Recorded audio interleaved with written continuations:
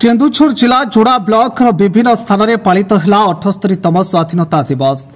केन्दुछर जिला जोड़ा ब्लॉक विभिन्न स्थान में बहु वर्ष हर्ष उल्लास सह पालित हो 78तम स्वाधीनता दिवस। बड़बिल नगर पार लक्ष्मण महांत बड़बिल सहर में अनेक महापुरुषों प्रतिमूर्ति में फूल व पुष्प माल्यार्पण करने सह बड़बिल विकास महल ठारे पौराध्यक्ष लक्ष्मण महांत द्वारा जातीय पताका उत्तोलन करा अवसर में बड़बिल अंचल समस्त विद्यालय छात्र छात्री जातीय संगीत गान करने सह प्यारेड में भाग नहीं सहर परिक्रमा करते।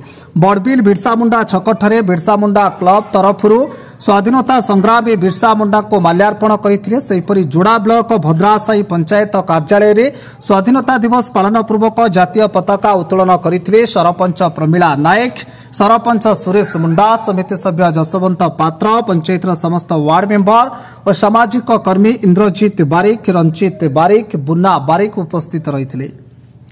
Bureau report, GSP Odia.